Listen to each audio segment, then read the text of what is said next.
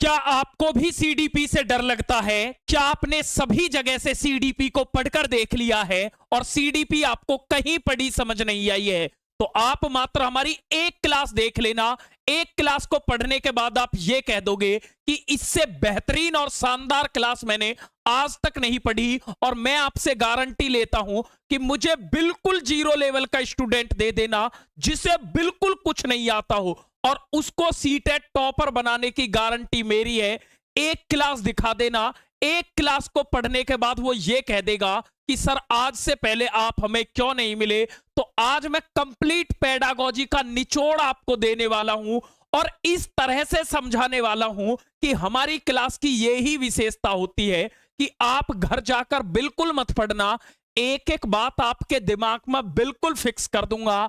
आज आप समझ जाएंगे कि एक्चुअल में जो पेडागोजी का मतलब है वो है क्या, और एक एक चीज आपको बहुत बेहतर तरीके से समझा दी जाएगी। तो सीधे चलता हूं क्लास की तरफ। तो आज हम पढ़ेंगे कंप्लीट पेडागोजी को। तो पेडागोजी का मतलब होता है कि हमें बच्चे को क्या तो पढ़ाना है और कैसे पढ़ाना है। तो पेडागोजी शिक्षा शास्त्र का मतलब है कि हमें बच्चे को कैसे पढ़ाना है और क्या चीज पढ़ानी है। तो जो एनसीएफ 2005 है, जो आरटी 2009 है, जो एनईपी 2020 है, यहां से हम पेडागोजी का निचोड़ निकालेंगे। और सीधे चलता हूं अब क्लास की तरफ। तो पहला ही क्वेश्चन यहां से यह पूछेगा कि हमें जो शिक्षा देनी है बच्चे को वो कैसी देनी है। तो आप कह देना कि शिक्षा जो देनी है वो बाल केंद्रित देनी है। कैसी देनी है? बाल केंद्रित देनी है। अब एग्जाम में एग्जामिनर कभी कभी तो बाल केंद्रित कहता है, कभी इसको छात्र केंद्रित कहता है। क्या कहता है? छात्र केंद्रित कहता है। कभी इसको प्रगतिशील शिक्षा कहता है। क्या कहता है? प्रगतिशील शिक्षा कहता है। या कभी इसी को क्या कहता है? अधिगमकर्ता केंद्रित कहता है। क्या कहता है? अधिगमकर्ता केंद्रित कहता है। ठीक है, इसको इंग्लिश में क्या कहते हैं? Child centred. क्या कहते हैं? चाइल्ड सेंटर्ड कहते हैं। यानी कि हमें जो एजुकेशन देनी है वो कैसी देनी है। पहला क्वेश्चन यहां से यही पूछेगा कि आपको जो शिक्षा देनी है वो कैसी देनी है। आप कह देना बाल केंद्रित देनी है। तो बाल केंद्रित शिक्षा का मतलब होता है कि केंद्र में जो होगा वो बालक होगा। अब मेरी बात को अच्छे से समझना, एक एक पॉइंट यहीं से समझा दूंगा।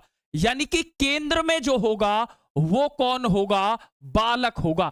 यानी कि शिक्षा जो दी जाएगी वो बच्चे की रुचि के अनुसार दी जाएगी। कैसी दी जाएगी? बच्चे की रुचि के अनुसार दी जाएगी, बालक की रुचि के अनुसार। तो बाल केंद्रित शिक्षा का अर्थ क्या है कि शिक्षा जो दी जाएगी बालक की रुचि के अनुसार दी जाएगी।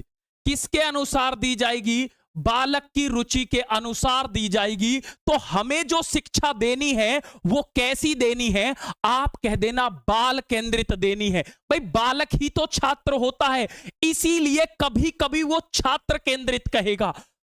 उसी को अधिगम का मतलब है सीखना, कर्ता का मतलब सीखने वाला। सीखने वाला कौन है? बालक ही।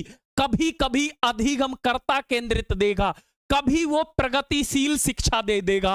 तो हमें जो एजुकेशन देनी है वो बाल केंद्रित देनी है। तो यहां से 2 पॉइंट आपके एग्जाम में छपे छपाए मिलेंगे। तो जहां पर भी पाठ्य पुस्तक केंद्रित आ जाए उस ऑप्शन को तुरंत काट देना है। जहां शिक्षक केंद्रित की बात आ जाए उस ऑप्शन को ही काट देना है। क्यों काटना है? क्योंकि हमें जो शिक्षा देनी है वो बाल केंद्रित देनी है। मैं ये कह रहा हूं, एक एक बात दिमाग में बिल्कुल उतार दूंगा और ऐसे समझाऊंगा कि जिस बच्चे को बिल्कुल पास होने की उम्मीद नहीं है वो आज ही जाकर टेस्ट लगाकर देख लेना। टेस्ट में आपका स्कोर ना बढ़ जाए तो जीवन में मत पढ़ना। ये आपके भाई का आपसे वादा है। जिसको कहीं कुछ समझ ना आए वो एक क्लास देखे। मैंने अब तक एक बात बताई है और 2 बातें इसके साथ में चिपका दी कि हमें जो शिक्षा देनी है वो बाल केंद्रित देनी है। कैसी देनी है? बाल केंद्रित। यानी कि बालक की रुचि के अनुसार शिक्षा देनी है। तो जहां पाठ्य पुस्तक केंद्रित आ जाए, जहां शिक्षक केंद्रित आ जाए, उन ऑप्शन को ही काट देना है, उस ऑप्शन को पढ़ना भी नहीं है, तुरंत काट देना है। क्लियर? एक पॉइंट क्लियर। अगले पॉइंट की तरफ चलते हैं। तो आप कहोगे सर जब शिक्षा हमें बाल केंद्रित देनी है, बालक को केंद्र में रख के देनी है, बच्चे की रुचि के अनुसार देनी है, तो फिर टीचर का रोल क्या है? जो आज हम तैयारी कर रहे हैं तो हमारा रोल क्या होगा? तो शिक्षक का जो रोल है वो सुविधादाता का है, बहुत ज्यादा इंपॉर्टेंट है। आपसे पूछेगा कि टीचर का रोल क्या है, तो आप कह देना टीचर का रोल है सुगमकर्ता का। किसका रोल है? सुगमकर्ता का। इसी को कहते हैं सुविधादाता। तो टीचर जो है वो कौन है? सुविधादाता है। अब एक एक बात समझाऊंगा। यानी कि टीचर जो है वो फैसिलिटेटर है, फैसिलिटेटर है। तो टीचर कौन है? फैसिलिटेटर है। यानी कि शिक्षक जो है वो बच्चे को शिक्षण सहायक सामग्री उपलब्ध कराता है। टीचर की भूमिका क्या है? शिक्षण अधिगम सामग्री उपलब्ध कराना, शिक्षण अधिगम सामग्री उपलब्ध कराना, शिक्षण अधिगम सामग्री उपलब्ध कराना, सामग्री उपलब्ध कराना। तो टीचर का रोल क्या है? शिक्षण अधिगम सामग्री उपलब्ध कराना। केवल आपको 30 पॉइंट बताऊंगा, मेरी बात सुन लो, 30 पॉइंट बताऊंगा और पेडागोजी का एक क्वेश्चन भी ऐसा नहीं होगा जो आपसे गलत हो जाए, ये मेरा वादा है। मैंने अब तक एक बात बताई है कि शिक्षा जो देनी है वो बाल केंद्रित देनी है, यानी कि बालक को केंद्र में रख के देनी है। यानी कि शिक्षा जो देनी है वो बच्चे की रुचि के अनुसार देनी है, यानी कि जिसमें बच्चे का इंटरेस्ट है उसके अनुसार देनी है। बच्चा चाहता है कि भाई मुझे तो हिंदी में शिक्षा दो, हिंदी में दो। बच्चा कहता मुझे तो तेलुगु में दो, तेलुगु में दो। यानी कि हमें जो शिक्षा देनी है वो बच्चे के इंटरेस्ट के अकॉर्डिंग देनी है, उसको कहते हैं बाल केंद्रित शिक्षा। ठीक है? तो जहां पाठ्य पुस्तक या शिक्षक केंद्रित आ जाए तुरंत काट देना। अब बाल केंद्रित शिक्षा में टीचर का रोल क्या है? तो टीचर का रोल है सुविधादाता का। आप बच्चे को सुविधा उपलब्ध कराओगे, शिक्षण अधिगम सामग्री उपलब्ध कराओगे, जहां पर बच्चा खुद क्रिया करके क्या करेगा? सीखेगा। एक एक पॉइंट समझ में आएगा, चिंता करने की जरूरत ही नहीं है। अब अगली बात आती है कि जो हम शिक्षा देंगे बच्चे को वो किस भाषा में देंगे? शिक्षा का माध्यम क्या होगा? यानी कि जो हमें एजुकेशन बच्चे को देनी है वो किस भाषा में देनी है? तो आप कह देना शिक्षा जो देनी है वो बच्चे की मातृभाषा में देनी है। एग्जाम में आपसे हिंदी में कहेगा, आप कह देना हिंदी में नहीं, बच्चे की मातृभाषा में देनी है, बच्चे की मदर टंग में देनी है। तो शिक्षा का जो माध्यम होगा वो क्या होगा? बच्चे की मदर टंग होगी। क्या होगी प्यारे बच्चों? बच्चे की मदर टंग का मतलब है जो बच्चे के घर की भाषा है, जिसे बच्चा घर पर बोलता है। जैसे आप अपने घर पर तेलुगु बोलते हो तो टीचर को जो शिक्षा देनी है वो तेलुगु में देनी है। किस में देनी है? तेलुगु में ही देनी है।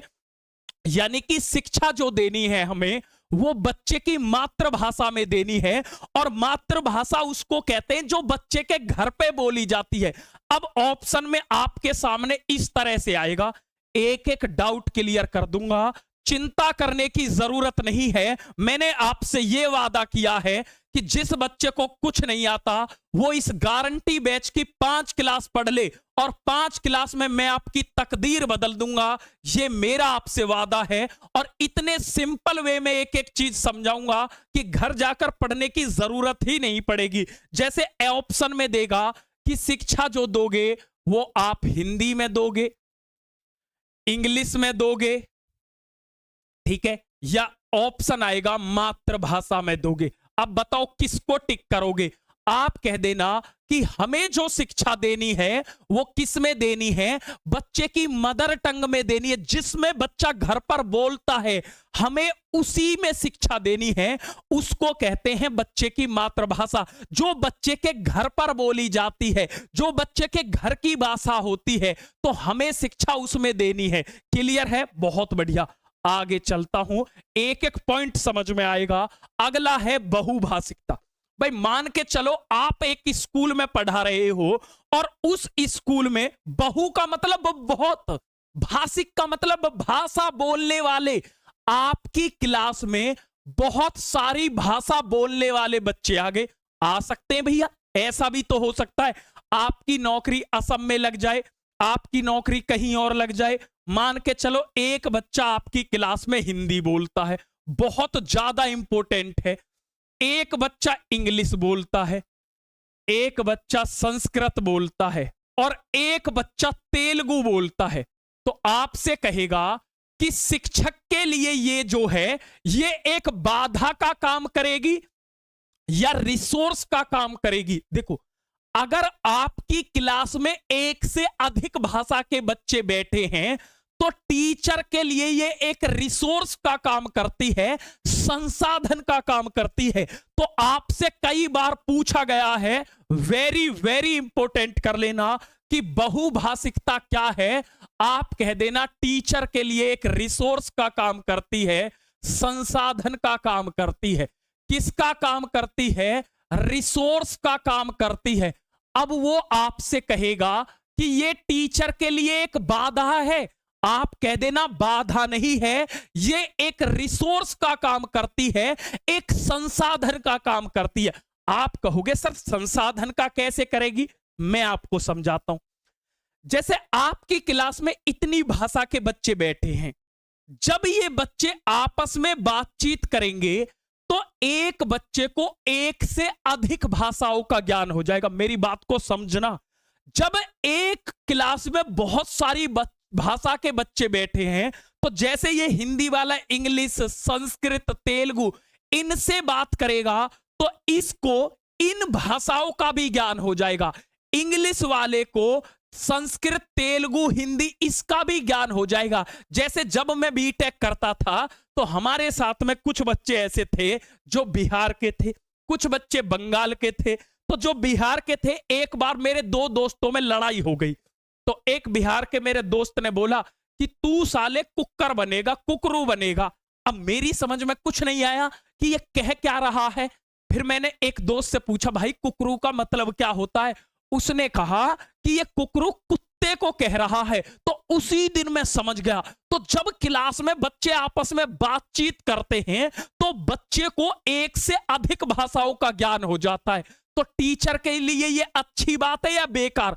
अगर आपकी क्लास में एक बच्चे को एक से ज्यादा भाषाओं का ज्ञान हो गया तो ये तो लाभ की बात है, प्रॉफिट की बात है, बाधा थोड़ी है। हमें भी आ गई भाई। जो बिहार के मेरे भाई बहन हैं वो बैग को कहते हैं मेरा बैग वा इधर दो, मेरी पेन वा इधर दो। तो हम भी समझ गए, हमें भी उस चीज का ज्ञान हो गया।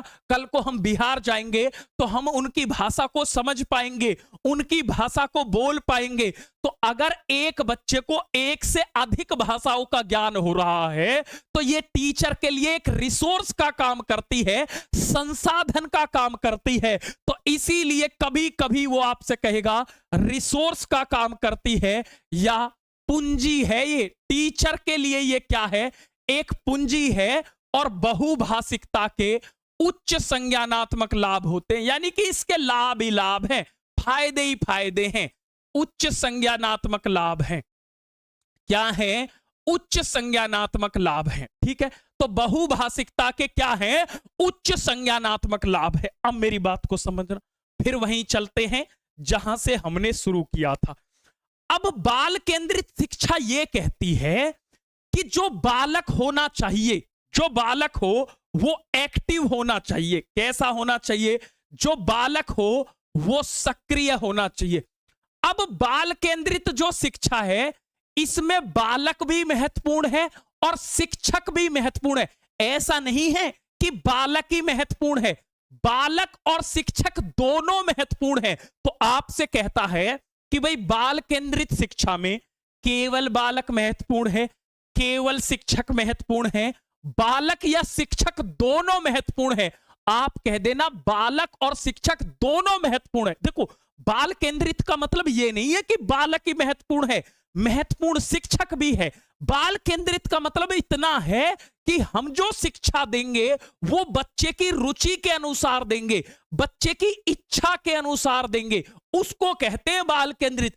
इसका मतलब यह नहीं है कि टीचर का योगदान नहीं है, टीचर का योगदान भी है, तभी तो आप तैयारी कर रहे हो। तो बाल केंद्रित शिक्षा में बालक हो या टीचर हो, दोनों महत्वपूर्ण है और दोनों की ही भूमिका होती है। तो बालक भी एक्टिव होना चाहिए और टीचर भी एक्टिव होना चाहिए। तो बालक हो चाहे शिक्षक हो, दोनों ही कैसे होने चाहिए? सक्रिय होने चाहिए, एक्टिव होने चाहिए। तो यहां से आप समझ लो कि 1 नंबर आपको छपा छपाया मिलेगा। तो जहां कहीं भी ऑप्शन में निष्क्रिय शब्द आ जाए, क्या आ जाए? पैसिव शब्द आ जाए, उस ऑप्शन को ही काट देना है, क्योंकि पूरा सीटेट का एग्जाम इस बात पर टिका हुआ है। यहां से समझो, हमें बालक हो चाहे शिक्षा हो चाहे शिक्षा व्यवस्था हो, सारी चीजें एक्टिव करनी है। लर्निंग जो है वो एक्टिव प्रोसेस है, सारी चीजें सक्रिय करनी है। तो जहां कहीं भी ऑप्शन में निष्क्रिय शब्द आ जाए, बालक को या शिक्षक को निष्क्रिय दिखाए, उस ऑप्शन को ही काट देना। 1 नंबर पक्का है जी, कोई नहीं रोक सकता। बताओ, अब मैं यही तो कहता हूं भाई, एक बात बताओ, मैं ये कहता हूं कि मुझे बिल्कुल 0 लेवल का स्टूडेंट दो, जिसे बिल्कुल कुछ नहीं आता, उसे टॉपर मैं बनाऊंगा। अब मैं ये भी नहीं कहता कि मुझसे वो बच्चे पढ़े जिनको सब कुछ आता है। मैं तो हमेशा ये कहता हूं कि मुझसे वो बच्चा पढ़े जिनको कुछ नहीं आता या जिसे टॉपर बनना है, वो हमारी क्लास देखे। अब मैं जब एक एक पॉइंट ये बता रहा हूं कि बेटा जहां ऑप्शन में निष्क्रिय शब्द आ जाए तुरंत काट देना, क्योंकि पूरा सीटेट का एग्जाम इस बात पर टिका हुआ है कि हमें बालक और शिक्षक दोनों को एक्टिव रखना है। क्या करना है? दोनों को एक्टिव रखना है। तो अब तक केवल मैंने 5 पॉइंट बताए हैं और पांचों आपके दिमाग में फिट हो गए होंगे कि शिक्षा हमें बाल केंद्रित देनी है, पाठ्य पुस्तक शिक्षक केंद्रित जहां दिख जाए तुरंत काट दो। शिक्षक की भूमिका सुविधादाता की है, टीचर फैसिलिटेटर है। शिक्षा का माध्यम बच्चे की मातृभाषा होनी चाहिए। बहुभाषिकता जो है एक संसाधन के रूप में कार्य करती है। अब बाल केंद्रित शिक्षा की बात करता हूं और यहीं से एक एक बात दिमाग में छपेगी, पूरा अच्छे से दिमाग में एकदम निचोड़ ला दूंगा पूरी पेडागोजी का। तो हम पढ़ रहे हैं बाल केंद्रित। क्या पढ़ रहे हैं? बाल केंद्रित पढ़ रहे हैं, यानी कि बालक को केंद्र में रखकर शिक्षा दी जाती है। तो हमारा जो सीटेट का एग्जाम है वो ये कहता है बाल केंद्रित का मतलब होता है कि बालक जो हो वो करके सीखे, यानी कि करके सीखने पर जोर देती है। किस पर जोर देती है? करके सीखने पर जोर देती है। बहुत ज्यादा इंपॉर्टेंट है, यानी कि बच्चे को क्या करना है? करके सीखने पर जोर देना है, करके सीखने पर जोर देती है। अब करके सीखने का मतलब क्या होता है? लर्निंग बाय डूइंग का मतलब क्या होता है? लर्निंग बाय डूइंग का मतलब होता है लर्निंग बाय डूइंग, यानी कि इसका मतलब होता है जैसे हम बच्चे को बता रहे हैं कि बेटा देख, रसगुल्ला मीठा होता है, रसगुल्ला गर्म भी होता है। ऐसे मत बताओ, बच्चे को रसगुल्ले का अनुभव करा दो। बच्चा जब रसगुल्ले को खाएगा तो वो तुरंत बताएगा ये तो मीठा भी है, ये तो गर्म भी है। तो जब बच्चा किसी चीज पर क्रिया करता है, जब बच्चा एक्टिव होकर क्रिया करता है, तब बच्चा बेहतर सीखता है। तो हमेशा जब तक देखो, 2 चीजें हैं। जैसे एक तो यह है कि मैं आपको बता दूं कि बेटा देख, गाड़ी के लिए पहले क्लच दबाओ, फिर गियर डालो, फिर रेस पर धीरे धीरे पैर रखो। एक सिचुएशन तो यह है। दूसरी सिचुएशन यह है कि मैं बच्चे से कहूं बेटा देख, गाड़ी में बैठ जा और अब तू चला, कौन सी से बच्चा सीखेगा? दूसरी वाली से। जहां बच्चा खुद क्रिया कर को सीखता है, जहां बच्चा खुद क्रिया करता है, तब वो बेहतर तरीके से सीखता है। इसीलिए हमें बच्चे के करके सीखने पर जोर देना है और यहीं से भर भर के क्वेश्चन आते हैं। इसका मतलब क्या है कि हमारा पूरा सीटेट का एग्जाम ये कहता है कि हमें बच्चे को क्या बनाना है? खोजकर्ता बनाना है। क्या बनाना है? बहुत ज्यादा इंपॉर्टेंट है। हमें बच्चे को खोजकर्ता या खोजकर्ता को ही कहते हैं अन्वेषक बनाना है। हमें बच्चे को क्या बनाना है? अन्वेषक। यानी कि बच्चा जो है वो खोजकर्ता बने, चीजों की खोज करे, अपने ज्ञान की रचना करे। इसका मतलब हमें बच्चे को क्या बनाना है? खोजकर्ता बनाना है, अन्वेषक बनाना है।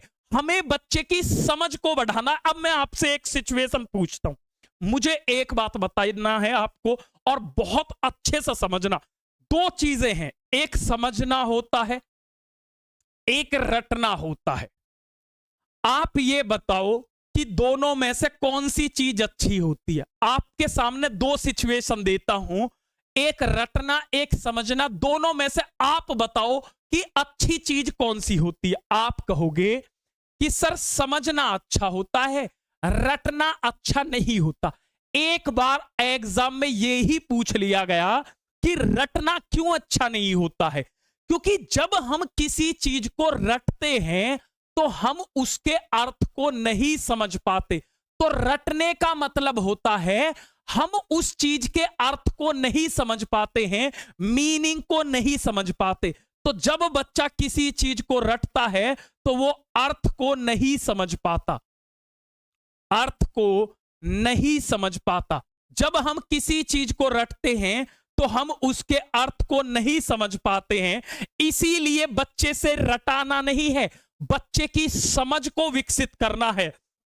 तो बाल केंद्रित शिक्षा यह कहती है कि हमें बच्चे की समझ को बढ़ाना है। किसको बढ़ाना है? समझ को बढ़ाना है। यानी कि जो शिक्षा व्यवस्था हो वो समझने पर आधारित हो। किस पर आधारित हो? समझने पर आधारित हो। तो जहां समझ की बात आ जाए उस ऑप्शन को टिक कर देना। अब यहां से आपको कई पॉइंट पता लगेंगे। यहां से कम 3 नंबर पक्के कर लो। 3 नंबर पक्के हैं, लिख लो। आपको जहां कहीं भी रटने की बात आए, मेरी बात समझो, जहां कहीं भी रटने की बात आए, अब रटने को ही कहते हैं याद करना। रटना कहे या याद करना कहे, या इसी को कहते हैं प्यारे बच्चों स्मरण करना। क्या कहते हैं? इसी को कहते हैं स्मरण करना। रटना, याद करना, स्मरण करना, या इसी को कहते हैं प्रत्यास्मरण। क्या कहते हैं? प्रत्यास्मरण कहते हैं। इसी को कहते हैं दोहराव, बार बार एक ही चीज का दोहराव। इसी को कहते हैं प्यारे बच्चों वेधन। क्या कहते हैं? वेधन कहते हैं। इसी को कहते हैं बार बार अभ्यास। क्या कहते हैं? बार बार अभ्यास कहते हैं। तो जहां ये शब्द आ जाएं, और ये आएंगे ही आएंगे, इसे तो भाई साहब वेरी वेरी, जितना वेरी कहूं उतना कम है। इसी को कहते हैं कंठस्थीकरण। क्या कहते हैं? कंठस्थीकरण कहते हैं। कंठस्थीकरण। इसी को कहते हैं ड्रिल। ठीक है, जहां ये शब्द दिख जाए इनको नोट कर लो भाई साहब, इनको आंख बंद करके ही काट देना है। इन शब्दों को आंख बंद करके ही काट देना है। इसका मतलब इंग्लिश वाले बच्चे कहेंगे रोट लर्निंग जहां दिख जाए। क्या दिख जाए? रोट लर्निंग जहां दिख जाए, जहां मेमोराइजेशन दिख जाए, मेमोराइजेशन दिख जाए, उस ऑप्शन को ही काट देना है। क्यों? हमें बच्चे को रट्टू तोता नहीं बनाना, हमें बच्चे को समझने वाला बनाना है।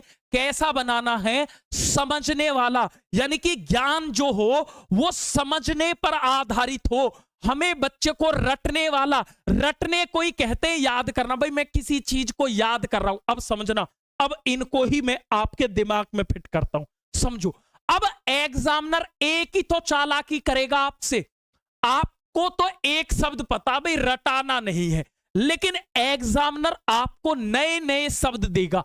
कभी रटने को कहेगा, याद करना। भाई मैं किसी चीज को याद कर रहा हूं, भाई 2 दूनी 4, मतलब मैं याद कर रहा हूं, मतलब रट रहा हूं। मैं बोलूंगा 2 दूनी 4, मतलब रटते किससे हैं? कंठ से। कंठ से रटते हैं, इसीलिए इसको कहते हैं कंठस्थीकरण। स्मरण का मतलब भी क्या होता है? याद करना। प्रत्यय स्मरण कहे दोहराओ, बार बार एक ही चीज को रिपीट कर रहे हैं। तो हमें बच्चे को एक चीज बार बार नहीं करवानी है, वेधन की बार बार अभ्यास करो। जैसे बच्चे से एक क्वेश्चन गलत हो गया, उससे कभी ये नहीं कहना है कि बेटा इसे 4 बार करके ला।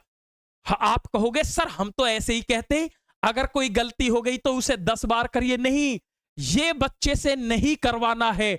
एक काम बार बार बार बार बार बार नहीं करवाना है। ये नहीं कहना है कि बेटा 4 बार इसे करके ला, 5 बार इसे करके ला। तो जहां ये शब्द दिख जाए उनको तुरंत काट देना है। क्यों? क्योंकि हमें बच्चे को समझने वाला बनाना है, रटने वाला नहीं बनाना। क्लियर? अब मेरी बात समझिए।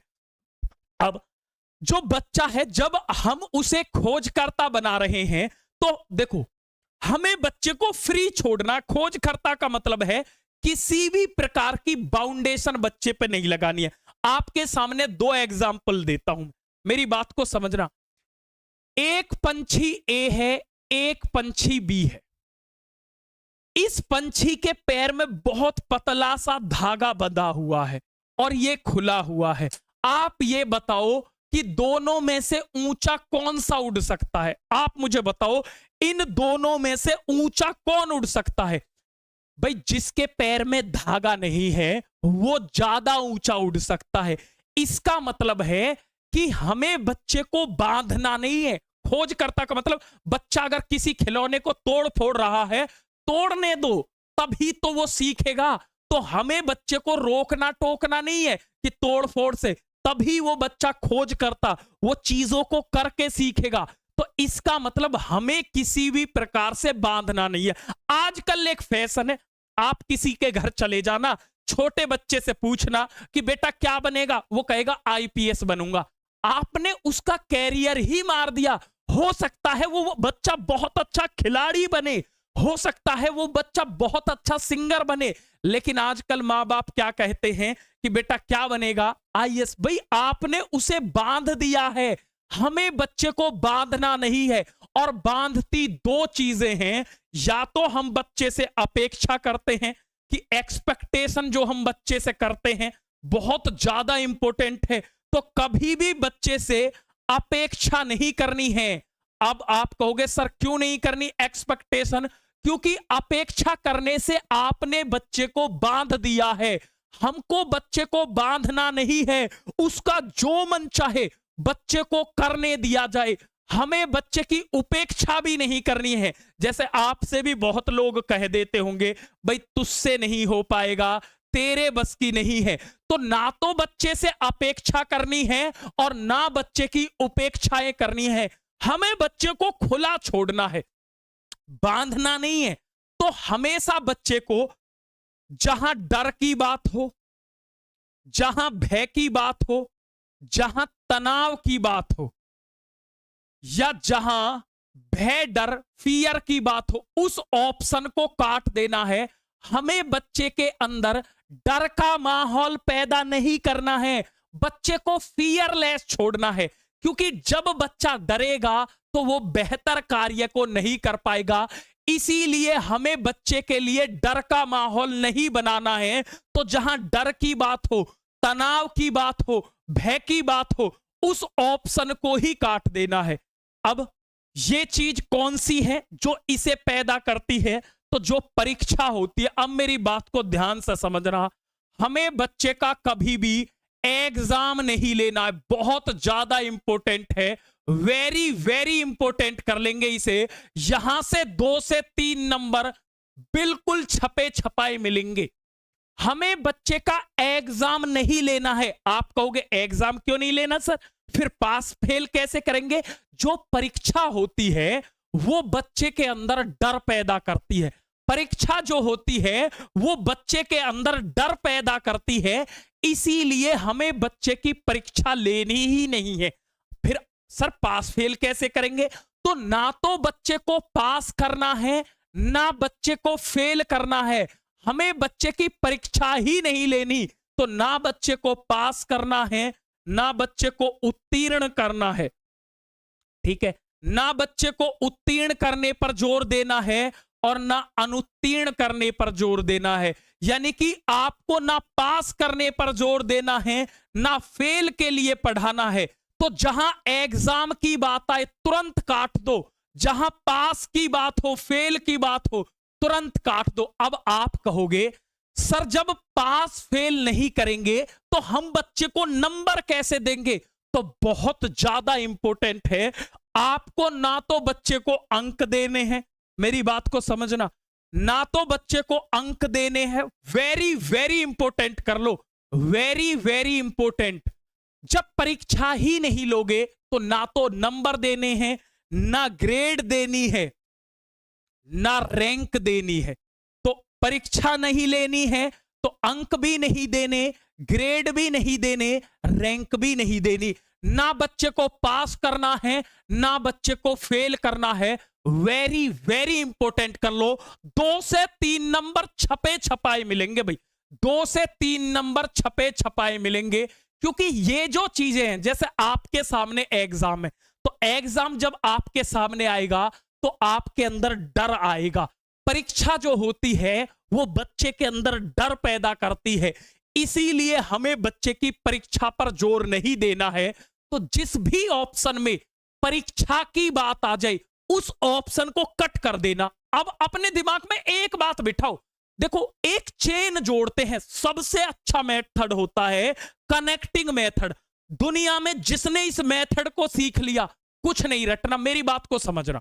मैं कैसे कनेक्ट करवाता हूं, दिमाग एकदम शांत छोड़ दो। मैंने कहा शिक्षा बाल केंद्रित देनी है। जब बाल केंद्रित देनी है तो जहां शिक्षक केंद्रित पाठ्य पुस्तक केंद्रित आ जाए तुरंत काट दो, हो गई चेन कनेक्ट। अब सुनना, हमें बच्चे को डराना नहीं है, डर का माहौल नहीं बनाना।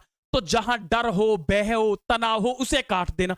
अब जो परीक्षा होती है वो बच्चे के अंदर डर पैदा करती है, तो परीक्षा नहीं लेनी। जब एग्जाम नहीं लेना, यहीं से कनेक्ट करना है एक एक बात को। जब एग्जाम ही नहीं होगा तो ना तो बच्चा पास पर जोर देना ना फेल पर जोर देना। जब परीक्षा ही नहीं हुई तो ना अंक पर जोर देना, ना ग्रेड पर, ना रैंक पर। तो अंक ग्रेड रैंक जहां आ जाए तुरंत काटो, जहां पास फेल की बात आए तुरंत काटो, जहां परीक्षा की बात आ जाए तुरंत काट दो। मैं कह रहा हूं 2 नंबर पक्के, 2 नंबर आएंगे ही आएंगे। अब टीचर जो होता है, आप टीचर बनोगे, कल को कहोगे ओ भोलू, ओ गोलू, ओ कालू से मेरे लिए 1 गिलास पानी लेके आ। तो ये सब नहीं करना है। यानी कि हमें बच्चे का नामीकरण कभी नहीं करना है। और वेरी वेरी इंपॉर्टेंट कर लो, ये आएगा ही आएगा कि हमें बच्चे का नामीकरण कभी करना ही नहीं है। तो जहां नामीकरण की बात आ जाए तुरंत काट देना। नामीकरण जैसे आप नाम रख देते हो कि भाई तू कालू है, तू भोलू है, तू गोरू है, ऐसे नहीं कहना है। हमेशा बच्चे का सम्मान करना है। क्या करना है? सम्मान करना है। तो बच्चे का नामीकरण कभी नहीं करना। क्लियर है? तो ये शब्द आएगा ही आएगा। अब मेरी बात को ध्यान से समझो। अब चलता हूं आगे की बात। देखो, आपको बच्चे को कभी भी सजा नहीं देनी है, मेरी बात को समझना। आपको बच्चे को कभी भी सजा नहीं देनी है, क्योंकि सजा जो होती है यह भी डर पैदा करती है। सजा का मतलब ना तो बच्चे को मारना है, ना पीटना है, ना धमकाना है। यानी कि किसी भी प्रकार का कोई भी पनिशमेंट देना ही नहीं है। हमें बच्चे को कोई पनिशमेंट नहीं देना है। तो पनिशमेंट बच्चे को देना ही नहीं है, क्योंकि पनिशमेंट जो होता है वो बच्चे के अंदर डर पैदा करता है। मैं आपको बताता हूं कैसे। भाई जब हम 10th एग्जाम में थे तो एक टीचर था। वो टीचर क्या करता था, आपको बड़ा मजा आएगा, आपने भी सुना होगा कि वो इंग्लिश का टीचर था। जो बच्चे उस पर ट्यूशन नहीं पढ़ते थे उन्हें वो बहुत मारता था। क्यों मारता था? उनसे कहता था कि कल को 8 पेज तुम्हें रट के आने हैं। अब एक बात बताओ, 8 पेज इंग्लिश के आंसर कौन रट के ले जा सकता है? तो हम डर की वजह से, हमें याद है बहुत अच्छे से, हम स्कूल ही नहीं जाते थे कि अगर स्कूल गए तो टीचर हमें बहुत मारेगा। तो जो मारना है, जो सजा होती है, उससे बच्चे के अंदर डर पैदा होता है, और जब डर पैदा होगा तो बच्चा स्कूल ही नहीं आएगा।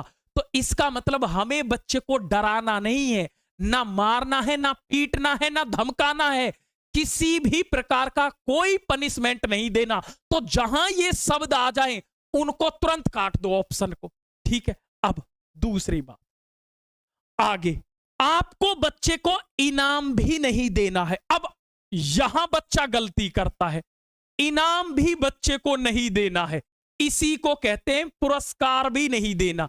अब बच्चा कहेगा सर पुरस्कार क्यों नहीं देना? जब मैं पास हुई थी ना सर, मेरे पापा ने 10वीं में मुझसे कहा था कि बेटा तुझे साइकिल दूंगा, और पापा ने मुझे साइकिल दी थी। फिर मैंने ग्रेजुएशन में जब सर पास किया ना, पापा ने स्कूटी दी। जो प्राइज होता है वो बच्चे की आंतरिक रुचि को समाप्त कर देता है। तो एक बार ये पूछा गया है कि प्राइज क्यों नहीं देना, मैं आपको बताता हूं। जैसे आपका बेटा है ये ए, आपने कहा कि बेटा मेरे लिए 1 गिलास पानी लेके आ। बेटा गया, पापा जी पानी आपके लिए। आपने उसे 5 रुपए दे दिए, बच्चा बड़ा खुश। अगली बार को आप पानी मंगाओगे, बच्चा और तेज ला के देगा, क्योंकि उसको पता है आप उसे 5 रुपए दोगे। फिर पापा ने कहा जा बेटा दुकान से चीनी लेके आ। आप चीनी लेने गए और आपने उसे 10 रुपए दे दिए। आपने उसकी आदत बिगाड़ दी है पुरस्कार देके। एक दिन आपके घर पर गेस्ट आ गई, पापा ने कहा बेटा बिस्कुट ले आ। बेटे ने कहा पापा 10 रुपए, किस चीज के? पुरस्कार के नाम के। अब आपकी जेब में पुरस्कार नहीं है तो बच्चा फिर आपकी बेइज्जती करा देगा, बिस्किट लाएगा ही नहीं। क्यों? क्योंकि आपने प्राइज दे देकर उसकी आंतरिक रुचि जो है वो समाप्त कर दी है। इसीलिए प्राइज देना ही नहीं है। तो जहां भी पुरस्कार की बात आ जाए, जहां सजा की बात आ जाए, इस ऑप्शन को ही काट देना है, पुरस्कार देना ही नहीं है। क्यों? समझ गए ना? क्योंकि पुरस्कार जो है वो बच्चे की आंतरिक रुचि को समाप्त कर देता है। आपकी नाक कट जाएगी रिश्तेदारों के सामने जब आपका बेटा कहेगा कि पहले पापा 10 रुपए लाओ और तब मैं बिस्किट लाऊंगा, और आपकी जेब में 10 रुपए नहीं है तो बच्चा फिर बिस्किट नहीं लाएगा, क्योंकि आपने उसकी आदत खराब कर दी है। इसीलिए बच्चे को कभी भी पुरस्कार नहीं देना है। समझ गए? तो ना तो सजा देनी ना पुरस्कार देना। इसीलिए एग्जाम में एक क्वेश्चन आता है कि हमें बच्चे को कभी भी पुनर्बलन नहीं देना। तो पुनर्बल ये शब्द आएगा ही आएगा, लिख लो। Very very very important. ये जो मैंने पीडीएफ लिखी है 3 शब्द, यहां से 2 नंबर आएंगे। 2 नंबर आने ही आने, छपे छपाए। तो आपको बच्चे को रीइंफोर्समेंट भी नहीं देना। आप कहोगे सर एक बात तो बताओ, पुनर्बलन क्यों नहीं देना? पुनर्बलन का मतलब क्या होता है?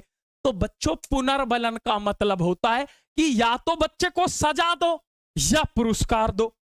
पुनर्बलन का मतलब होता है या तो बच्चे को आप सजा दो या प्राइज दो, जबकि हमें ना तो प्राइज देना है ना सजा देनी है। तो इसीलिए जब सजा और प्राइज नहीं देना है तो ये शब्द जहां दिख जाए पुनर्बलन, तुरंत काट देना है। हमें पुनर्बलन देना ही नहीं है, क्योंकि ना सजा देनी है ना पुरस्कार देना है, और ना ही हमें क्या देना है, पुनर्बलन देना है। एक एक बात यहां फिक्स हो जानी चाहिए कि नाव इस पार थी उस पार हो गई, अरे बाजुओं की ताकत ही पतवार हो गई। अरे यूं ही नहीं जीता कछुआ खरगोश की कहानी में, उसकी चाल धीमी जरूर थी लेकिन लगातार हो गई। रख हौसला, वो मंजर भी आएगा जब प्यासे के पास चलकर समुंदर भी आएगा। तू थक कर ना बैठे मंजिल के मुसाफिर, तुझे मंजिल भी मिलेगी और मिलने का मजा भी आएगा। ये मेरा आपसे वादा है। एक एक बात दिमाग में उतार दूंगा, इस बात की पूरी गारंटी है। तो ना मारना है, ना पीटना है, ना धमकाना है, ना बच्चे को इनाम देना है, हमें बच्चे को ना ही पुनर्बलन देना है। अब आगे चलता हूं, तो अब सीटेट का एग्जाम जो है वो एक बात पर टिका हुआ है, ठीक है, वो इस बात पर टिका हुआ है कि हमें बच्चे को क्या बनाना है, क्रिएटिव बनाना है। क्या बनाना है? सृजनात्मक बनाना है। बहुत ज्यादा इंपॉर्टेंट है। हमें बच्चे को क्या बनाना है? तो आपसे कहे सृजनात्मक, या इसी को कहते हैं रचनात्मक। तो हमें बच्चे को क्या बनाना है? रचनात्मक बनाना है। तो हमें बच्चे को क्या बनाना है? क्रिएटिव बनाना है। क्रिएटिव का मतलब होता है कुछ नया करना, कुछ भी नई रचना करता ना, नवीन रचना करना। नवीन का मतलब कुछ भी अगर आप नया कर रहे हो उसको ही क्रिएटिव कहते हैं। तो बच्चे को हमें क्या करना है? क्रिएटिव बनाना है। तो जहां कहीं भी ऑप्शन में क्रिएटिव की बात आ जाए, सृजनात्मकता की बात आ जाए, आंख बंद करके टिक कर देना, क्योंकि हमें बच्चे को क्या बनाना है?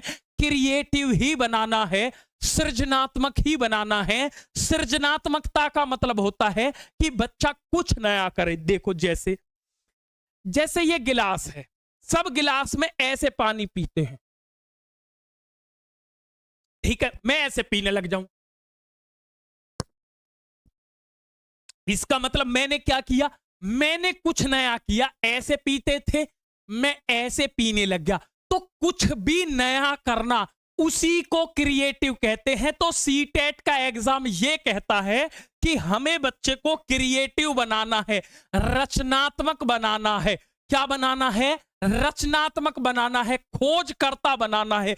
इसीलिए यहां से एक शब्द वेरी वेरी इंपॉर्टेंट, आपको कभी भी बच्चे के लिए मानक निर्धारित नहीं करने हैं।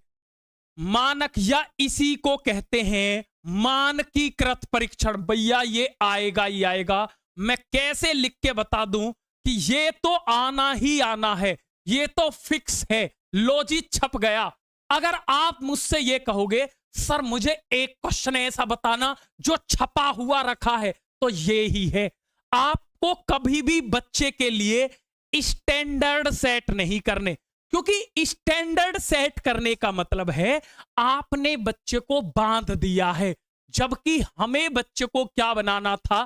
क्रिएटिव बनाना था, खोजकर्ता बनाना था। हमें बच्चे को बांधना नहीं है। मानक का मतलब क्या होता है? जैसे मैं आपसे कहूं कि बेटा तुझे 10 में से 8 नंबर लाने हैं, 10 में से 8 नंबर लाने हैं।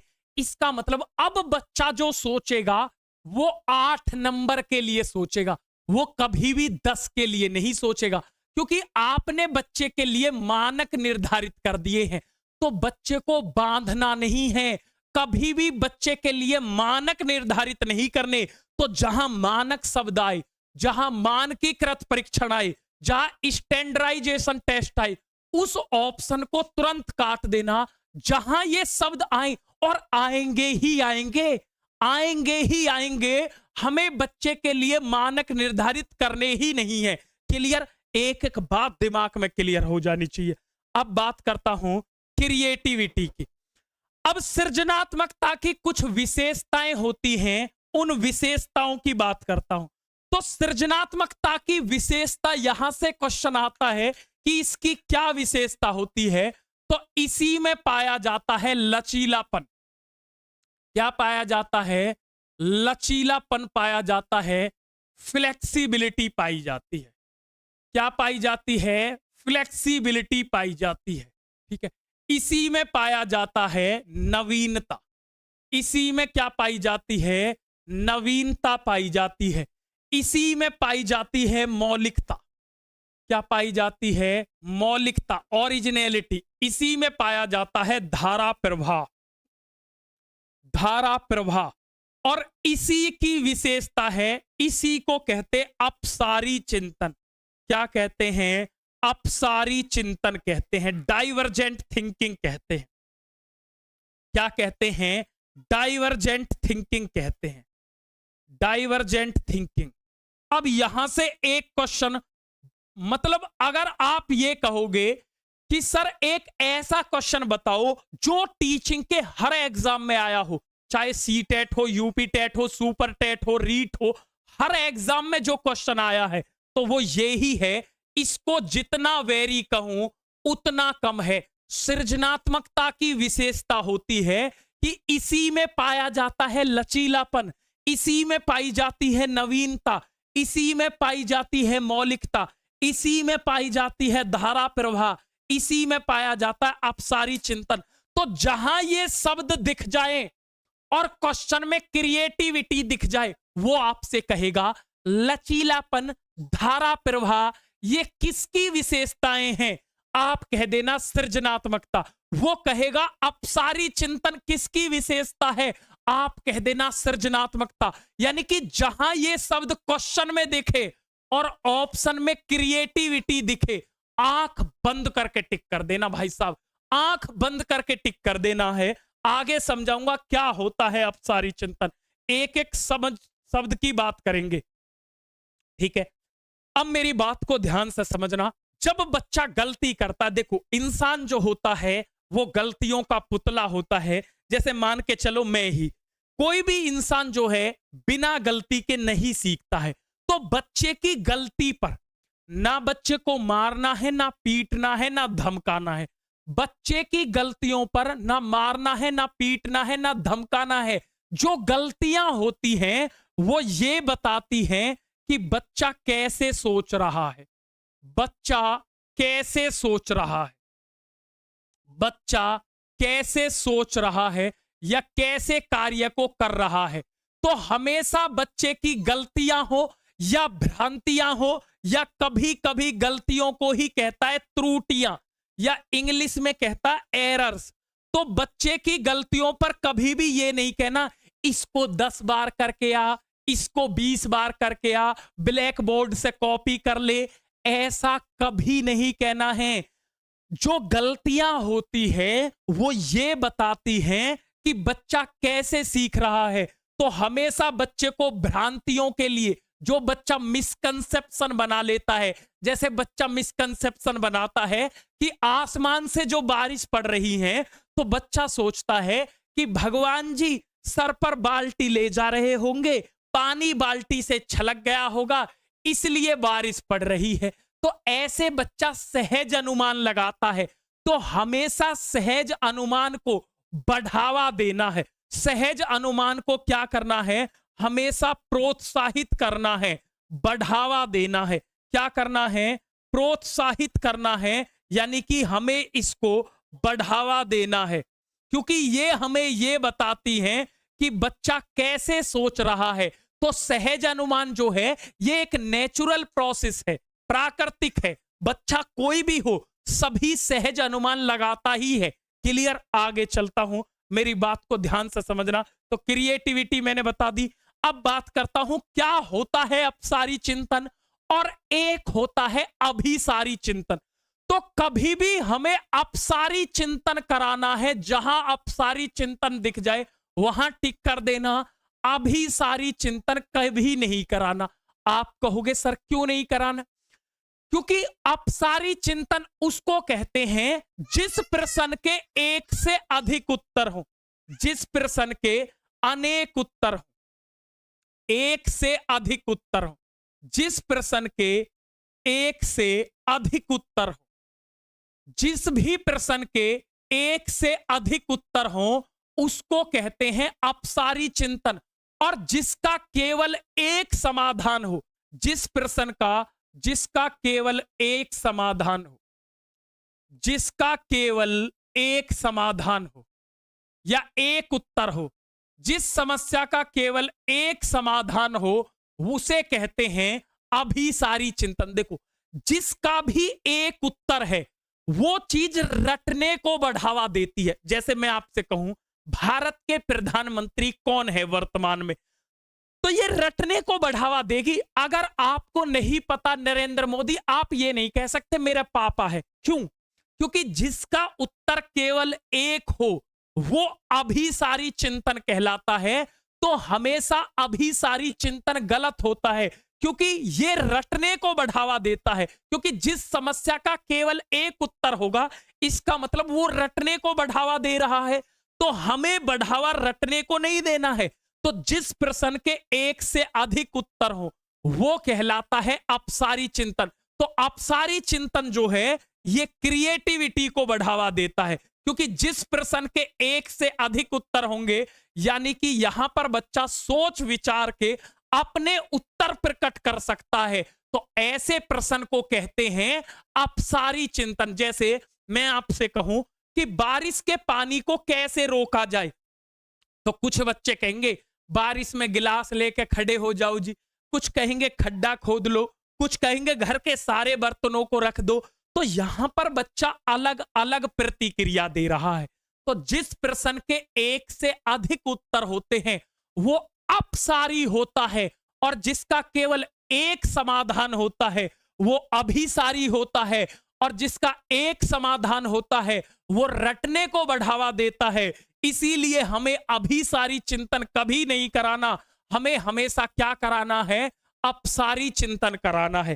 क्लियर? आगे चलता हूं।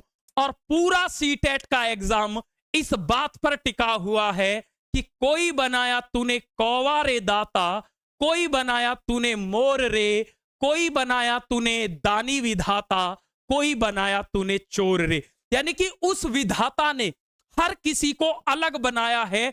और यहां से कम 3 नंबर पक्के कर लो इस टॉपिक से, बहुत ज्यादा इंपॉर्टेंट है। व्यक्तिगत का मतलब है व्यक्ति, विभिन्नता का मतलब अलग। इस दुनिया में प्रत्येक बच्चा अलग है। पहली बात अपने दिमाग में एक बात छापो, इस दुनिया का प्रत्येक बच्चा अलग है। क्या है? इस दुनिया में प्रत्येक बच्चा अलग है। प्रत्येक बच्चा क्या है? भिन्न है। वो आपसे कहेगा 2 जुड़वा बच्चे हैं, 2 जुड़वा बच्चे हैं, क्या वो कुछ हद तक समान है या पूरी तरह से अलग है? आप कह देना इस दुनिया के अंदर प्रत्येक बच्चा अलग है, चाहे 2 जुड़वा ही क्यों ना हो। आप अपने दिमाग में एक बात सेट रखें कि इस दुनिया में चाहे जुड़वा बच्चे ही क्यों ना हो फिर भी प्रत्येक बच्चा अलग है। एक बच्चा दूसरे से पूरी तरह से भिन्न होता है, क्योंकि प्रत्येक बच्चे के अंदर क्या पाई जाती है? व्यक्तिगत विभिन्नता पाई जाती है, इंडिविजुअल डिफरेंस पाया जाता है। इसीलिए इस दुनिया का प्रत्येक बच्चा अलग है, चाहे 2 जुड़वा बच्चे ही क्यों ना हो। अब मुझे एक बात बताओ, जब प्रत्येक बच्चा अलग है तो सबका जो विकास होगा वो एक जैसा होगा या अलग अलग? अलग अलग होगा। सबके सीखने की दर अलग अलग होगी या एक जैसी? आप कहोगे अलग अलग होगी। तो अब यहां पर एक बात समझना, और यहां से 3 क्वेश्चन पक्के कर लो। तो हमें व्यक्तिगत विभिन्नता का क्या करना है? सम्मान करना है। अगर इस दुनिया में प्रत्येक बच्चा अलग है तो हमें इसका सम्मान करना है। व्यक्तिगत विभिन्नता को एक विशेषता के रूप में देखना है। किसके रूप में देखना है? विशेषता या गुण के रूप में देखना है। गुण के रूप में देखना है। गुण के रूप में देखना है। आप कहोगे गुण के रूप में सर क्यों देखना है? हमें बताओ। देखो, मान के चलो कल को आपकी शादी है, अगर इस दुनिया में एक जैसे ही लोग होते, मैं आपकी बात मानता हूं, अगर इस दुनिया में सभी टीचर हो तो फिर बच्चा कौन होगा? फिर दर्जी का काम कौन करेगा? शादी में हलवाई का काम कौन करेगा? इस बार्बर का काम कौन करेगा? यानी कि जब इस दुनिया में प्रत्येक बच्चा अलग होगा तभी तो ये सृष्टि चलेगी। इसीलिए तो विधाता ने किसी को दानी बनाया है, किसी को चोर बनाया है। यानी कि सबकी अपनी अलग क्या है? सबकी अपनी अलग विकास दर है, सभी के सीखने की क्षमता अलग है। इसका मतलब इस दुनिया के अंदर प्रत्येक बच्चा अलग है, सबकी क्षमता अलग है। तो हमें व्यक्तिगत विभिन्नता को एक विशेषता के रूप में देखना है। वो कहेगा एक बाधा के रूप में देखना है। आप कह देना बिल्कुल नहीं, हमें एक विशेषता के रूप में देखना है, एक गुण के रूप में देखना है। किसके रूप में देखना है? एक गुण के रूप में देखना है तो व्यक्तिगत विभिन्नता को किसके रूप में देखना है? गुण के रूप में देखना है। वो आपसे कहेगा कि व्यक्तिगत विभिन्नता को समाप्त कर देना चाहिए, आप कह देना बिल्कुल नहीं, हमें व्यक्तिगत विभिन्नता को समाप्त नहीं करना, सम्मान करना है। अब एक बात बताओ, यहां से 3 क्वेश्चन पूछे जाएंगे, कौन कौन से? एक बात बताओ, जब इस दुनिया के अंदर प्रत्येक बच्चा अलग है, 2 बच्चे की क्षमता अलग है, तो हमें एक जैसा कुछ भी नहीं करना है।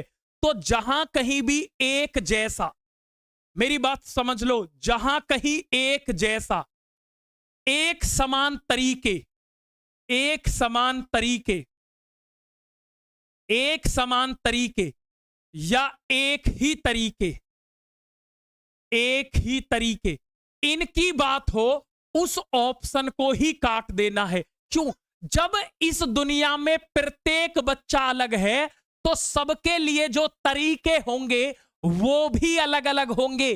तो एक जैसा, एक समान, एक रूपता, जहां ये शब्द आ जाए उस ऑप्शन को ही काट देना। और क्यों काटना है आप समझ गए? क्योंकि हमें एक जैसा कुछ नहीं करना, क्योंकि सीटेट का एग्जाम इसी बात पर टिका हुआ है कि इस दुनिया के अंदर प्रत्येक बच्चा अलग है। जब प्रत्येक बच्चा अलग है तो सबकी क्षमता अलग है, सबकी रुचि अलग है, ठीक है? तो हमें एक जैसा, एक ही तरीके, एक रूपता नहीं करनी है। अब एक बात बताओ, जब इस दुनिया में प्रत्येक बच्चा अलग है तो हमें 2 बच्चों की तुलना करनी चाहिए या नहीं? बिल्कुल नहीं करनी चाहिए। तो जहां भी कहीं तुलना की शब्द आए तो हमें 2 बच्चे की कंपेयर कभी नहीं करनी है। वेरी वेरी इंपॉर्टेंट कर लो, वेरी वेरी इंपॉर्टेंट कर लो। वो कहेगा कि हमें 2 बच्चों की तुलना करनी चाहिए, नहीं। क्यों नहीं करनी चाहिए? भाई सब बच्चा इस दुनिया में अलग है, 2 जुड़वा बच्चे भी अलग हैं। 2 जुड़वा बच्चे भी जब एक जैसे नहीं हैं और तुलना तो एक जैसे में होती है, तो इसीलिए हमें 2 बच्चों के बीच तुलना कभी नहीं करनी है। 2 बच्चों के बीच प्रतिस्पर्धा भी कभी नहीं करानी है। और बहुत ज्यादा इंपॉर्टेंट है, लो इसको तो मैं जितना वेरी वेरी इंपॉर्टेंट कहूं उतना कम है। आपके एग्जाम में आएगा प्रतिस्पर्धा, कंपटीशन, तो जहां यह शब्द दिख जाए इसे तुरंत काट देना है। क्यों? हमें कंपटीशन कराना ही नहीं है। क्यों नहीं कराना? जब इस दुनिया के अंदर प्रत्येक बच्चा अलग है, सबकी क्षमता अलग है, तो 2 बच्चों में हमें कभी भी कंपटीशन कराना ही नहीं है। 2 बच्चों में हमें कभी भी प्रतिस्पर्धा करानी ही नहीं है। तो जहां तुलना की बात आ जाए, जहां प्रतिस्पर्धा की बात आ जाए, उस ऑप्शन को ही काट दोगे। एक एक बात क्लियर हो जानी चाहिए। क्यों? देखो कंपटीशन भी तो उसमें ही कराओगे जब 2 बच्चा एक जैसा हो। इस दुनिया में कोई भी बच्चा एक जैसा है ही नहीं, इसीलिए हमें प्रतिस्पर्धा नहीं करानी। क्लियर? एक एक पॉइंट क्लियर हो गया होगा, ठीक है? अब आपसे क्वेश्चन कैसे कहेगा मैं बताता हूं। वो आपसे कहेगा कि इस दुनिया में प्रत्येक बच्चे को क्या खेलने के अवसर मिलते हैं? आप कह देना नहीं, प्रत्येक बच्चे को नहीं मिलते। आपको यह याद रखना है कि इस दुनिया में प्रत्येक बच्चा जो है वो अलग है। जब प्रत्येक बच्चा अलग है तो हमें एक जैसा कुछ नहीं करना और हमें व्यक्तिगत विभिन्नता का सम्मान करना है। क्लियर? आगे चलता हूं। अब अगला जो टॉपिक है वो है आकलन और मूल्यांकन। वेरी वेरी इंपॉर्टेंट, मेरी बात को समझना, बहुत अच्छा टॉपिक है। आकलन और मूल्यांकन क्या है? देखो, जो आकलन और मूल्यांकन किया जाता है उसका उद्देश्य सिर्फ एक है। मेरी बात को समझना, आकलन और मूल्यांकन का एक ही उद्देश्य है कि हमें छात्र को सिखाना है। जैसे मैं आपसे कहता हूं कि मुझे 0 लेवल का स्टूडेंट दे दो, मैं उसको टॉपर बनाऊंगा। यहां मैं उसको ये चेक नहीं करूंगा कि तुझे कितना आता है, तू तो बेकार है, तेरी मैं परीक्षा लूंगा। नहीं, आकलन और मूल्यांकन का एक उद्देश्य है कि हमें छात्र को सिखाना है। आकलन कहे या मूल्यांकन कहे, ये एक ही बात है सीटेट के एग्जाम में। कभी वो आकलन कहेगा, कभी मूल्यांकन कहेगा, तो इसका एक ही उद्देश्य है कि हमें छात्र को सिखाना है। तो आपसे कहेगा कि आकलन जो होना चाहिए उसकी जो प्रकृति होनी चाहिए वो कैसी होनी चाहिए, तो आप कह देना आकलन की जो प्रकृति होनी चाहिए वो गतिशील होनी चाहिए, डायनेमिक होनी चाहिए। यानी कि रुकी हुई तो चीज भी बुरी होती है, हमेशा कैसी होनी चाहिए, डायनेमिक होनी चाहिए। कैसी होनी चाहिए, डायनेमिक होनी चाहिए, गतिशील होनी चाहिए। कैसी होनी चाहिए, गतिशील होनी चाहिए, साथ में प्रमाणिक होनी चाहिए। प्रमाणिक का मतलब है ऑथेंटिक होनी चाहिए। तो प्रकृति गतिशील होने चाहिए और प्रमाणिक होनी चाहिए। तो आकलन के मुख्यतः दो प्रकार होते हैं, बहुत ज्यादा इंपॉर्टेंट है, वेरी वेरी इंपॉर्टेंट। आकलन के मुख्य दो प्रकार होते हैं, इसको जितना वेरी वेरी कहूं उतना कम है। एक होता है रचनात्मक आकलन और एक होता है योगात्मक आकलन। हमें जो हमेशा करना है वो रचनात्मक आकलन करना है, योगात्मक आकलन कभी नहीं करना। तो जहां ऑप्शन में योगात्मक आकलन की बात आ जाए उस ऑप्शन को ही काट देना है, क्योंकि हमें जो आकलन करना है वो रचनात्मक। देखो पूरा सीटेट एक ही बात पर टिक रहा है कि हमें बच्चे को क्या बनाना है, रचनात्मक बनाना है। कैसा बनाना है, रचनात्मक बनाना है। तो हमें रचनात्मक आकलन करना है, कभी भी योगात्मक आकलन नहीं करना। आप कहोगे सर क्यों नहीं करना? देखो जो रचनात्मक आकलन होता है ये क्या होता है, कार्य के दौरान होता है। जो रचनात्मक आकलन होता है ये कार्य के दौरान होता है, यानी कि कार्य के बीच बीच में होता है। और इसमें क्या है, इसमें फेरबदल संभव है। क्या है, इसमें हम फेरबदल कर सकते हैं। क्या कर सकते हैं, फेरबदल संभव है।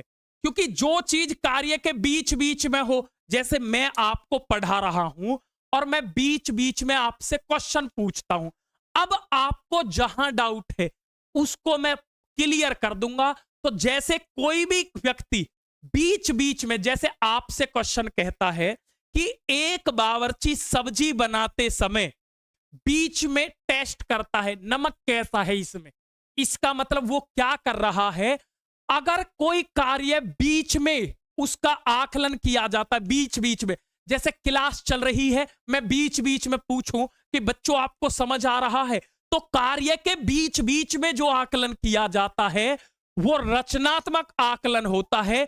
इसका उद्देश्य है हमें छात्र को सिखाना है। जबकि योगात्मक आकलन जो होता है ये कार्य के अंत में किया जाता है। कब किया जाए, जब कार्य ही पूरा हो गया, कार्य के अंत में।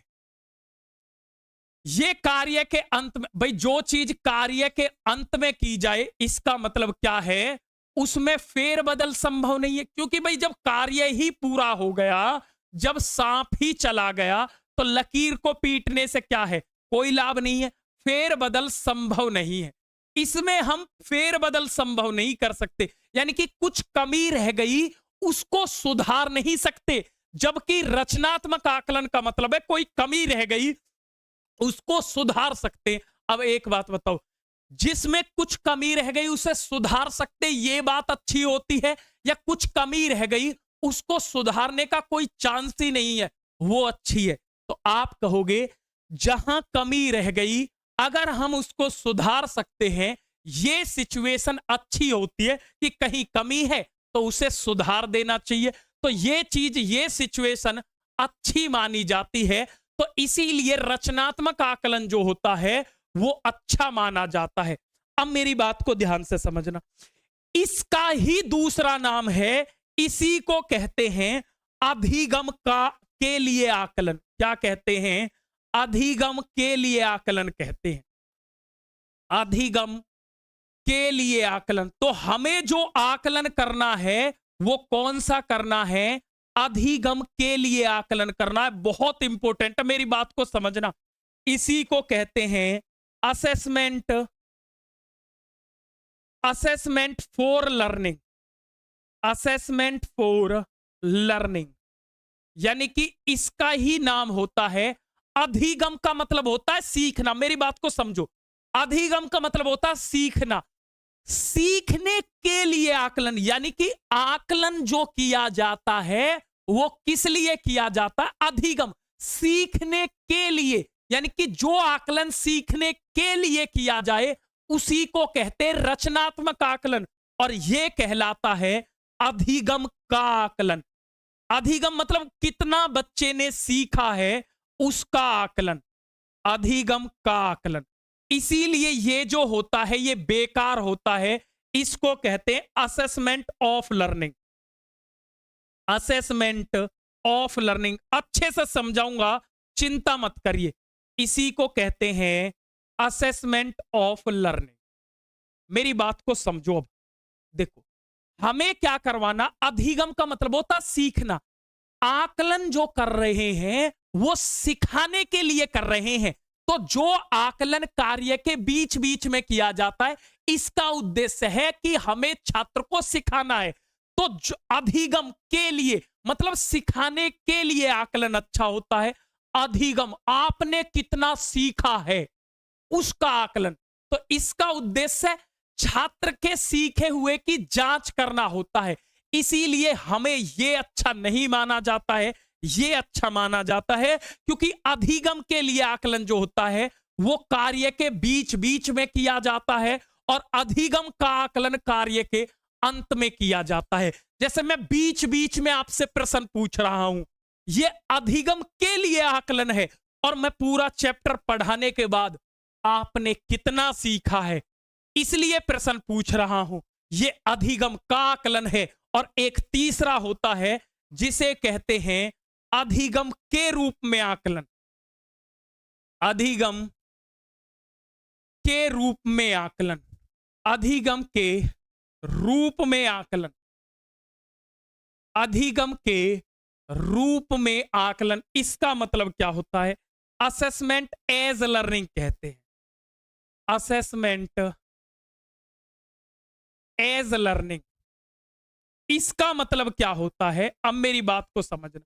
असेसमेंट एज लर्निंग का मतलब होता है जहां छात्र स्वयं का, जैसे आप हो, छात्र स्वयं का, छात्र स्वयं का या सहपाठी द्वारा, या सहपाठी द्वारा, सहपाठी द्वारा आप अपना या सहपाठी के द्वारा जो आकलन करते हो उसको कहते हैं अधिगम का आकलन। जैसे आपने आज पढ़ा और अब आप खुद जाकर टेस्ट लगा के देखे कि मैं कितने क्वेश्चन कर पा रहा हूं। आपने जो खुद का टेस्ट लिया या दोस्त आपका जो टेस्ट लेते हैं उसको कहते हैं अधिगम के रूप में आकलन, जो आपके सहकर्मी माने जाते हैं। तो ये आकलन भी अच्छा माना जाता है। देखो, ये भी अच्छा माना जाता है और अधिगम के लिए ये भी अच्छा माना जाता है। अधिगम का आकलन अच्छा नहीं माना जाता। इन दोनों को टीचर लेता है और इनको या तो बच्चा स्वयं लेता है या उसका दोस्त। जैसे आपका दोस्त कहे कि मैं एक सवाल पूछता हूं, बताओ इसका जवाब क्या होगा, तो आपका दोस्त जो आपसे क्वेश्चन पूछता है, आप जो खुद का टेस्ट लेते हो, उसे कहते हैं अधिगम के रूप में आकलन। क्लियर? तो ये आकलन की बात थी। आगे चलता हूं। अगला टॉपिक है निदानात्मक शिक्षण और उपचारात्मक शिक्षण। इसको समझोगे और बहुत अच्छे से समझो। देखो, निदान का मतलब है सिर्फ कठिनाई की पहचान करना। मेरी बात को यहां से समझना, सिर्फ कठिनाई की पहचान करना, कठिनाई की पहचान करना, कठिनाई की पहचान करना, कठिनाई की पहचान करना। अगर हम कठिनाई की पहचान कर रहे हैं, देखो समाधान नहीं कर रहे, सिर्फ कठिनाई की पहचान करना क्या कहलाता है? निदानात्मक शिक्षण कहलाता है। जैसे आपके सामने मैंने एक सिचुएशन दी, ठीक है, आपको उसमें कुछ समस्या है, अगर मैं समस्या का सिर्फ पता लगा रहा हूं, मेरी बात को समझना, आप गए डॉक्टर के पास, डॉक्टर को दिखाया कि डॉक्टर साहब देखना, वो कहेगा बुखार है, जुकाम है, सर दर्द है, इलाज नहीं कर रहा, सिर्फ पता लगा रहा है। तो छात्र के सीखने में जो समस्या होती है उसकी पहचान करना, सिर्फ और सिर्फ निदानात्मक में पहचान की जाती है, समस्या का समाधान नहीं किया जाता। तो कठिनाई या समस्या की पहचान करना निदानात्मक शिक्षण है। अब उपचार का मतलब क्या है कि पहचान करके समाधान करना, पहचान करके समाधान करना, पहचान करके समाधान करना। बच्चे के कठिनाई की पहचान करके समाधान करना, यह क्या कहलाता है? यह उपचारात्मक है। यानी कि अगर समस्या का समाधान कर रहा है, समाधान ऑप्शन में हो रहा है, तो वो उपचारात्मक है। और अगर समस्या की पहचान कर रहा है तो वो निदानात्मक है। इतनी सी बात है। अब मेरी बात को ध्यान से समझना। अब केवल 5 मिनट में आपको बाकी पेडागोजी का निचोड़ में देता हूं, सिर्फ 5 मिनट मुझे दीजिए। अब मेरी बात को समझना है। हमेशा बच्चे को मूर्त से अमूर्त की तरफ पढ़ाना है। कैसे पढ़ाना है? मूर्त से अमूर्त की ओर। यानी कि मूर्त कहते हैं जो चीजें बच्चे को आंखों से दिखाई देती हैं, इसी को कह देते हैं ठोस भी। भाई मूर्त का ही दूसरा नाम है ठोस भी। कह देता है कि ठोस से अमूर्त की ओर, यानी कि इसी को कहते हैं कॉन्क्रीट टू एब्स्ट्रैक्ट। यानी कि हमें जो बच्चे को पढ़ाना है वो कैसे पढ़ाना है?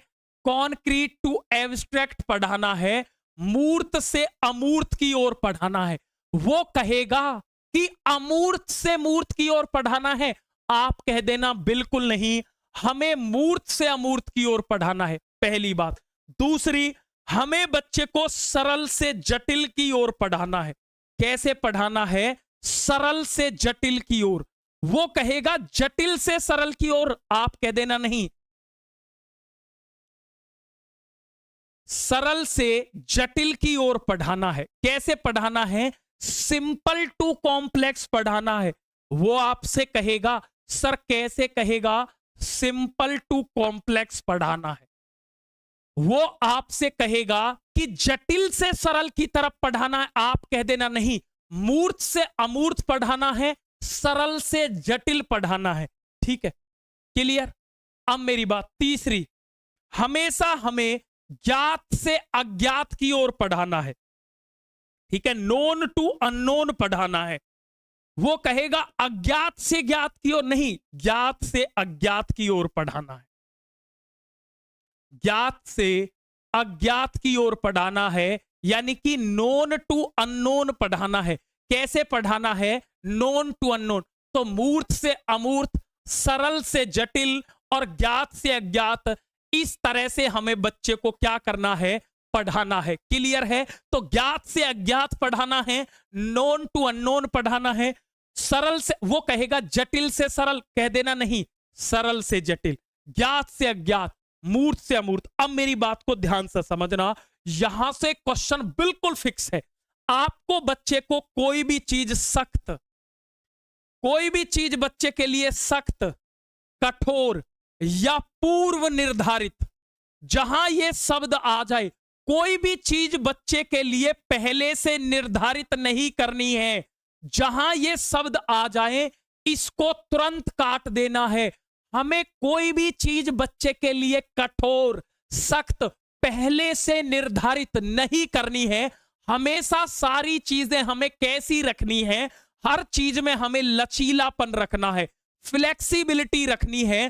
तो जहां आपको लचीलापन दिख जाए, फ्लेक्सिबिलिटी दिख जाए, भाई इस ऑप्शन को क्या करना? आंख बंद करके टिक कर देना। जहां आपको लचीलापन शब्द दिख जाए ना, उस ऑप्शन को आंख बंद करके ही टिक कर देना।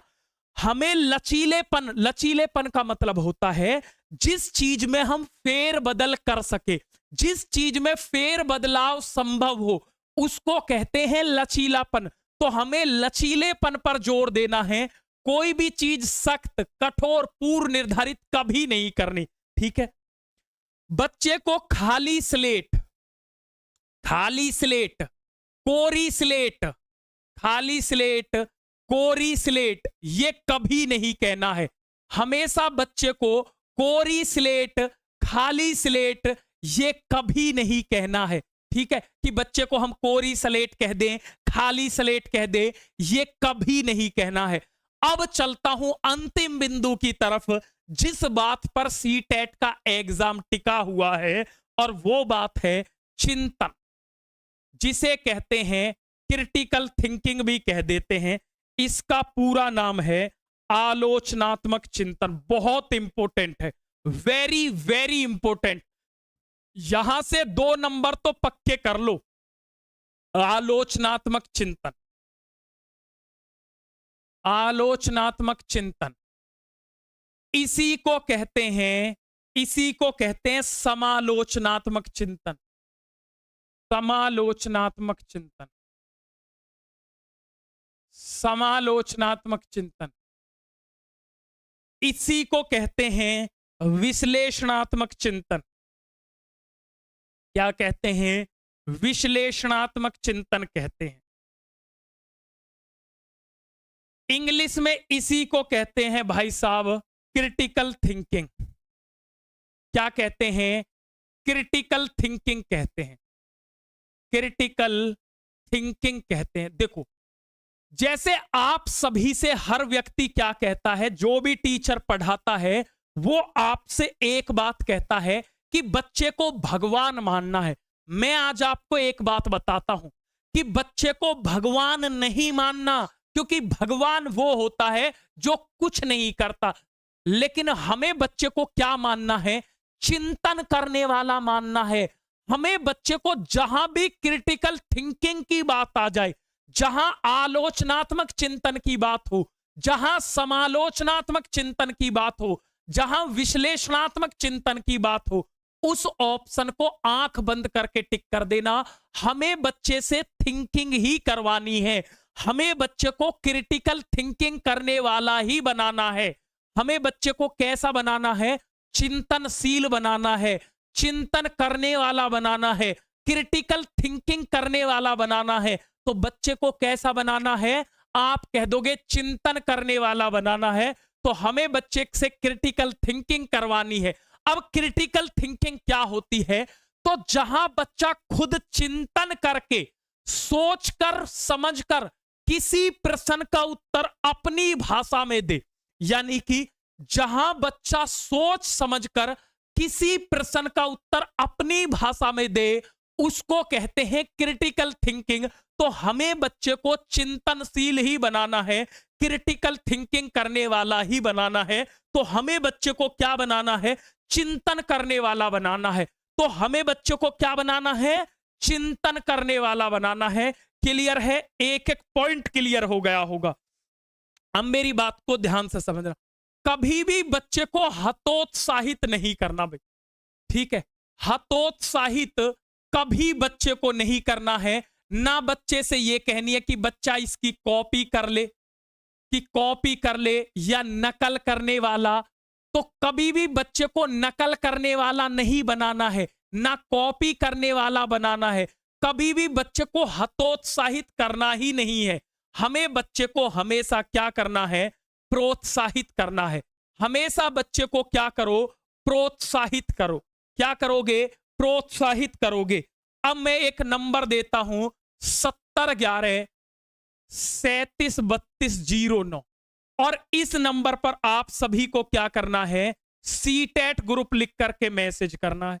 जैसे ही आप मैसेज करोगे, बिल्कुल फ्री ऑफ कॉस्ट आप हमारे व्हाट्सएप ग्रुप से जुड़ जाओगे। आप कहोगे इससे क्या होगा? तो ऐसी ही धमाकेदार और बेहतरीन क्लास आपको बिल्कुल फ्री ऑफ कॉस्ट मिलती रहेंगी।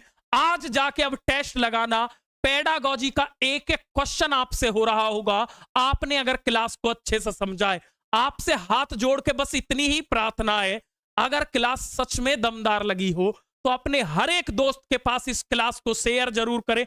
हर एक दोस्त के पास क्लास को भेजे। बस आपसे मैं इतना ही चाहता हूं। देखो मेरी क्लास में मैंने ऐड भी बंद करा दिए हैं, यानी कि यूट्यूब से भी कोई पैसा नहीं आता है। हमारा उद्देश्य है हर बच्चा सफल हो। तो जो भाई बहन अभी ग्रुप से नहीं जुड़ा तुरंत जुड़ जाए। मैं आपसे बस इतना ही कह रहा हूं, जिसने इस गारंटी बैच की 5 क्लास पढ़ ली उसकी मैं तस्वीर और तकदीर दोनों बदल दूंगा, ये मेरा वादा है। क्लास कैसी लगी कमेंट बॉक्स में भर भर के जरूर बताएंगे। वीडियो पसंद आई हो तो लाइक और इसे शेयर जरूर करना। टाटा बाय बाय, जय हिंद।